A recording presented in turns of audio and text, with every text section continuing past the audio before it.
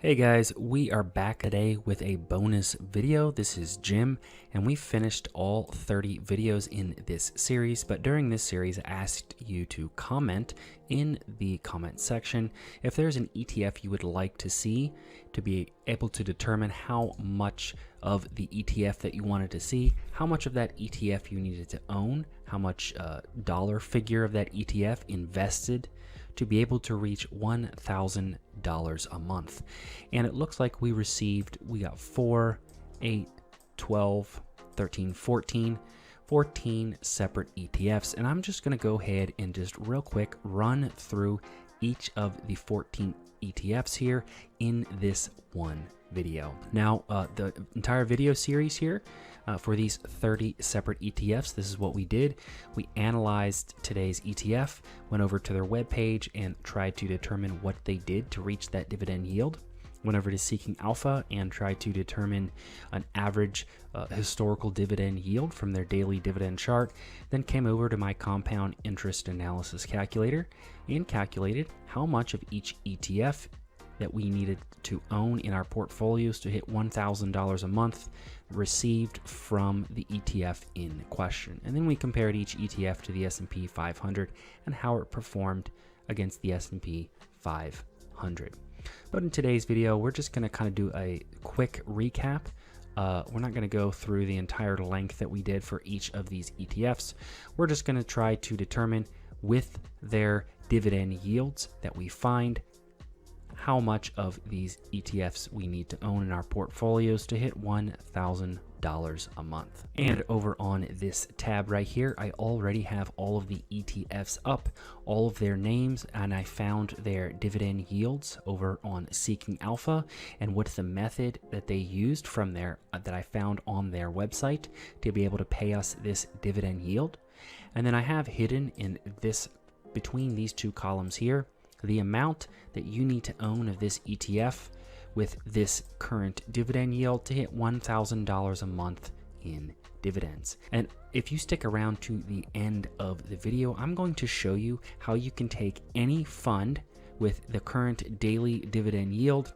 Let's say it was 1%, and it should tell you when I expand this column here at the end of the video, I'm going to show you no matter what the dividend yield is, you can actually determine how much that dividend or that ETF or individual stock is going to pay you if you know the dividend yield. Now, do recall that the dividend yield is an averaged number. It all depends on there's a lot of things involved when calculating the dividend yield, and do know that the dividend yield does change on a daily basis depending on the market price and the previous dividend payout. So don't put a lot of weight into the dividend yield, but the dividend yield does give you a good idea of how much in a roundabout way you're going to get paid on a monthly, quarterly, or annual basis, depending on how much or how often the dividend is paid out to you, depending on which ETF or stock you own.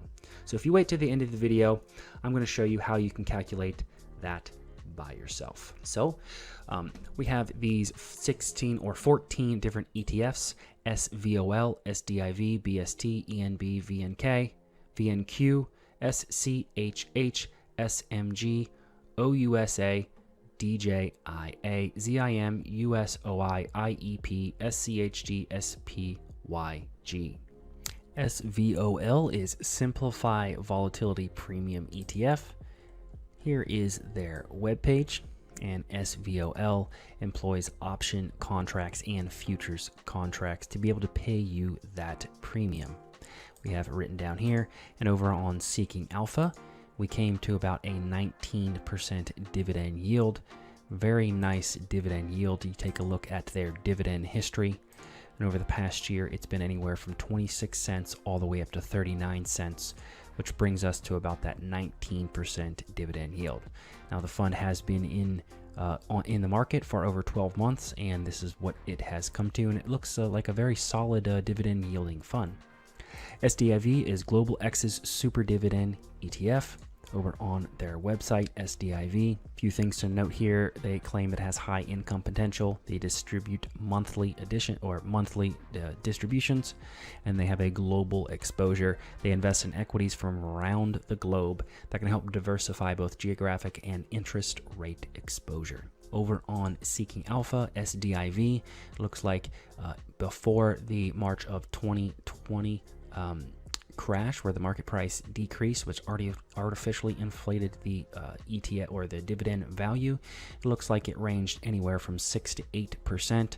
And then after the price started to come up, you can see it dip back down to that 6% range. But since then, the international market has gone down, so the dividend yield has artificially gone up all the way up to about 16%. So somewhere between 8 to 6%, all the way up to that 16. And I think we will just, to be able to pick a number somewhere in between, we're going to say 12% for SDIV. But do recall, these numbers do fluctuate on a daily basis, and every time that the market price goes up or down, or every time they pay a dividend yield that is slightly higher or lower, this number is going to change. BST is the next ETF that we're looking at, BlackRock's Science and Technology Trust. They basically sell call options, and we come to about a 12% dividend yield for BST. It is BlackRock's Science and Technology Trust. And they sell or write call options on the underlying portfolio, potentially reducing the fund's volatility. Over on Seeking Alpha, it looks like over the past year or year to date, they have paid anywhere from 8% all the way up to 15%. So for the sake of this calculator, we're going to use 12%. Next fund, this was actually suggested in the comments, and it is not an ETF. It is actually an individual stock in the energy sector, and they simply just pay a dividend, and that dividend is around 7%. Taking a look at the historical yield for ENB, it looks like it's anywhere from 6 to 8% over the past 2 years or so. So we'll just go ahead and choose 7% for ENB. VNQ is Vanguard's Real Estate Index Fund ETF, and they pay the dividends by owning REITs in their ETF. VNQ, Vanguard Real Estate ETF. Coming over to Seeking Alpha for Vanguard, taking a look at their daily dividend yield chart, ranges anywhere from about 2.5% to 4% dividend yield over the past 2 years. So let's go ahead and put a 3.5%, let's say 3% is probably a safer number for VNQ. The next ETF that was suggested in the comments was SCHH, Charles Schwab's REIT ETF, so another REIT ETF. So they, again, are going to pay their dividends by owning individual REITs, and their dividend yield coming close to about a 3%. Schwab's ETF webpage for SCHH. The goal is to track as closely as possible before fees and expenses the total return of an index composed of U.S. real estate investment trusts classified as equities.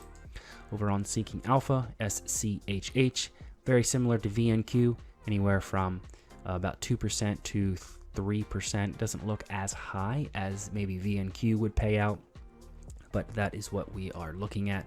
So to be fair, if we knock VNQ down, let's go ahead and knock SCHH down to about 2.5%. SMG is actually an individual stock, but it was suggested. It is in the materials sector. It is Scott's Miracle-Gro, and they simply pay a dividend. SMG, could not find an individual investor page for SMG, so found it on ETF.com. Over on Seeking Alpha, SMG, taking a look at their dividend yield over the past year, it does look like their dividend yield has gone up, but this could be due to a market price. If we were to look into SMG a little bit closer, we could maybe analyze why this has shot up like this, but for the purposes of this video, we are going to choose a number somewhere between 1.5% and 6% for SMG. So let's go with a 5%. Next up, we have OUSA that was suggested. O shares US Quality Dividend ETF. So they basically simply own quality dividend stocks, put them in this ETF, and then pay you the dividend that they get paid. And according to Seeking Alpha, we're looking at somewhere between a 1.5 to 2% dividend yield. And to be fair, we'll choose a 2% dividend yield for OUSA. DJIA. Now this is Global X's Dow 30 covered call ETF. This is a very interesting fund, as Global X has a lot of covered call ETFs. They have QYLD, XYLD, RYLD. Now they have a Dow 30 covered call ETF. Very interesting. So the method that they use is covered call options to pay you that dividend yield. Let's take a look at their webpage. It says high income potential. So they basically write covered calls on the 30 securities in the Dow Jones Industrial Average. They expect to make monthly distributions. Coming over to Seeking Alpha for DJIA, and it looks like the fund has not paid a dividend for a 12-month period. So what we did was we went over to the dividend history, averaged about 20 cents per dividend payout, and found that that was around $2 to $2.50 per year. Found the dividend yield, and the dividend yield comes out to be around 11% if it continues to pay that 20% on average dividend payout per month. DJIA is going to settle around somewhere between 11%. ZIM is actually an individual company, very similar to SMG and ENB. ZIM is a global logistics stock, and it simply just pays a dividend. Now this one is very interesting because it has paid a very erratic dividend here in the past. Taking a look at ZIM's daily dividend yield chart, it looks like since it started paying a dividend in the fall of 2021, it has continued to just jump up. Now I'm not sure how you can pay a dividend at 109%. Maybe the fund is extremely undervalued. This might be something to look into, a stock maybe to look into if you understand the shipping services market. I do not, so I'm not sure if it could completely crash over the course of the next year or in the short term. But if you take a look at their 5-year history, or at least 1-year history, because they've only paid out a dividend since about the fall of last year. If you take out this large paying dividend and you add up all of these dividends, you're going to be somewhere probably in that 30 to 40% dividend yield range. Just take out this anomaly, that $17. I wouldn't expect them probably to pay that again, but who knows? If you know the shipping services sector, this might be a stock to look into. But to be fair, let's say it was a 35% dividend yield going forward. We're going to see how much ZIM we need to own. This is actually very interesting. Next up, we have USOI, very high yield like ZIM, but USOI is actually what they call an exchange traded note, an ENT, exchange traded note. Now, what is an exchange traded note? Come over to USOI. Well, in the name, they have X-Links crude oil shares covered call exchange traded note. So there's some of the derivative market going on here, as well as some debt being employed to be able to pay you that dividend. Just a real quick note over on Investopedia. What is an exchange traded note? It is unsecured debt security that tracks an underlying index of securities. ETNs are similar to bonds but do not pay periodic interest payments. Investors can buy and sell ETNs on major exchanges such as stocks and profit from the difference, subtracting any fees. So let's go over to Seeking Alpha and see what USOI, their historical dividend yield has been. This is very odd to see this, but in 2020 it looks like 18,000% dividend yield, meaning they paid 87 times, I believe that's 87 times 18 out in a dividend payment. But if you come all the way over to this more recent history, it looks like it's been down to 400% and then all the way down to about 40% currently. So this could be some huge market price fluctuations as well. I'm not sure how accurate that daily dividend yield chart is, but it looks like they have paid they have paid monthly dividends, not very consistent, but they have been paying a monthly dividend, and it looks like it has not been cut to zero within the last 5 years. So if you want some dividend yields, this might be the ETF or ETN for you. Just don't expect a very consistent dividend payout. Now, for this ETN, I came to the conclusion that if it continues to stay around this $87, you're looking probably around a 35 to 40% dividend yield. So we're going to base our calculation off of this number. For IEP, this is actually a very good ETF or very good stock to own if you are looking for dividend yields. Very consistent. This is ICANN Enterprises LP common stock. So this is actually simply a common stock, but it is an investment firm. So it's an individual stock, but it's actually an investment firm that has a lot of their money in various different parts of the market. So first off, it comprises various private investment funds in which it has a general partner interests and through which it invests its proprietary capital. So basically invests its capital. First off, in energy, which engages in the petroleum refining and nitrogen fertilizer manufacturing businesses through its holdings in CRV Refining, LP and CRV Partners. And then also in the automotive sector, so energy and automotive, which invests in and operates businesses involved in automotive repair and maintenance services. And then finally, the food packaging industry. So 3 separate industries: energy, automotive, and food packaging. Technically not 3 different sectors, but 3 different industries they invest their money in. So this is actually quite an interesting fund.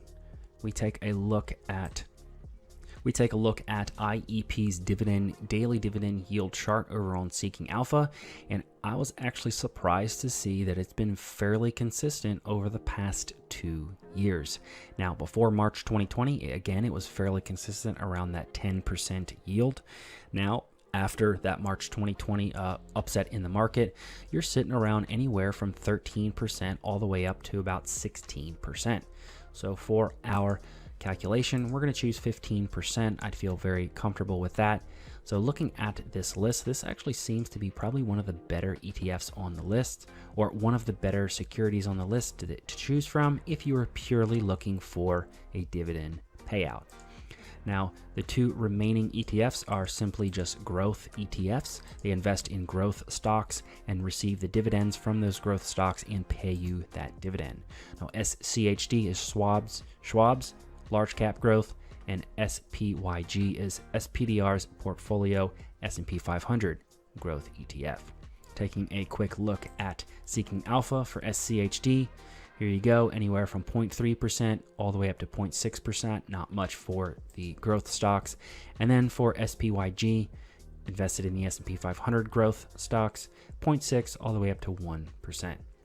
So the moment you all have been waiting for, click this, and this is the amount of each of the corresponding ETF in the same row, how much you'd need to own to hit $1,000 a month. Now you take a look at these figures, you can see when you own growth stocks, you're looking more for a larger return and not much dividends.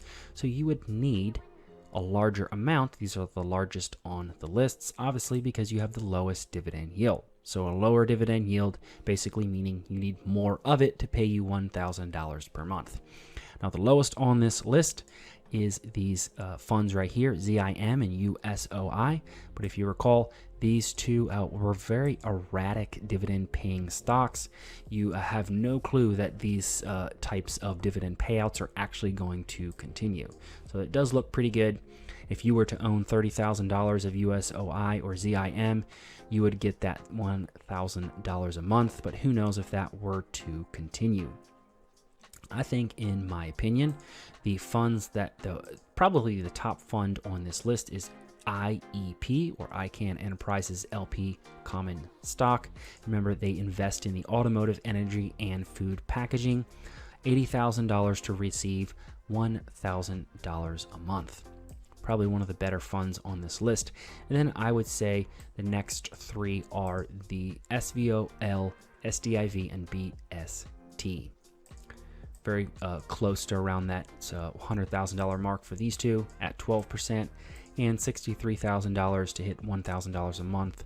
You'd need to own $63,000 worth of SVOL if it maintained that 19% dividend yield. But SVOL has only been around for about a year. It's been paying dividends for a little bit over a year. So not as much history as probably BST or IEP. Now, I wanted to show you how simple it is actually to calculate this number. Now, I'm going to show you how to do it. And I know it sometimes, if you're not familiar with math or math isn't your strong suit, it might be a little difficult to follow. But I want to show you here. If I were to type in this right here, you take any ETF or stock that pays a dividend, ABC, XYZ, ETF, whatever the name is. If you have a 1% dividend yield for a 12-month period, it continues to pay 1% dividend yield per year, you would need $1.2 million to hit $1,000 a month. It does not matter what ETF or stock that is. You basically look at the dividend yield, 5%. You'd need, if it's a 5% dividend yield, no matter what the ETF or stock is, you're going to need about $250,000. With a 15% dividend yield, like IEP, you would need $80,000 worth of whatever stock or ETF you own. If you had a 15% annual dividend yield, you'd need $80,000 of it to hit $1,000 a month. So how do you calculate this number? You simply need 3 different numbers. You first need to figure out how much you want to get paid per month. So let's go ahead and put a placeholder over here. Let's say it was $1,000. Let's go ahead and put a dollar figure so we know it's $1,000. You simply need to take your how much you want to get paid in dividends per month divided by the dividend yield and multiplied by 12, and you get $80,000 at a 15% dividend yield for $1,000 a month. You take this, let's say you only wanted $100 a month in dividends. Well, you would only need $8,000 in whatever ETF or stock that pays you 15%. Let's say your dividend portfolio, entire average dividend portfolio yield is 3%. Most portfolios are going to tell you what your average yield is. So let's say it was 3%. If you wanted $100 a month with a portfolio at 3% yield, you'd need $40,000 in your portfolio. Let's say you wanted to retire, let's say at $3,000 a month, you would need $1.2 million with a 3% dividend yielding portfolio. So hopefully with that, some of you can start to calculate your own dividend yield instead of maybe trying to find the internet, trying to figure out different ETFs, different dividend yields, and then trying to find if somebody can give you the exact number you're looking for. Hopefully with this formula right here, simply take the amount you want to have per month, divide it by the dividend yield, and multiply that by 12. Now, if you don't really want to do that yourself, I do offer over on Patreon a fairly simple calculator to use. You type in the ticker symbol, something like SCHD, or you can type in a common stock like Apple, AAPL. Type in the dividend yield. These are not the numbers for Apple. Apple does not have an expense ratio. So let's say Apple's dividend yield, I believe it's around a 0.9%. SCHD, their dividend yield, I believe is around that 3%. I'm not sure what their expense ratio is, but this will calculate it for you. All you have to do is put in the dividend yield of your portfolio or ETF or stock, then come down to this right here, and it will give you how much you need to own of this security, ETF or stock, to be able to hit these monthly dividend figures, and then to be able to hit the annual dividend figures, $1,000 in dividends per year, $10,000 per year, or $50,000 per year. This is how much of each security you need to own. And also in this calculator, if you play around with the growth and contribution numbers, let's say you put $1,000 a month in Portfolio 1 or SCHD, and you expected SCHD to grow, say, 6% per year. And if you reinvested all of the dividends and you started with $1,000 at age 31, this is what you could expect with SCHD over the course of the next 10 years with these growth and contribution numbers and this dividend yield. And these are the type of incomes you could expect to receive with these inputs. And then taking a look at the long-term graphs after 10, 20, 30, and 40 years at these ages, these are the types of portfolio values you could expect to receive with dividends reinvested and with dividends not reinvested. So if you guys are interested, this calculator is available on Patreon. I know this was a little bit longer of a video, but hopefully you guys enjoyed looking or being able to stick around for the in-depth analysis of how much of these ETFs you need to own to hit that $1,000 a month. And then myself also trying to show you how you can actually do it yourself. So hopefully some of you are able to do it yourself now. If you don't really want to bother with the math, you can go over to my Patreon and download the calculator. So with that, thanks for watching.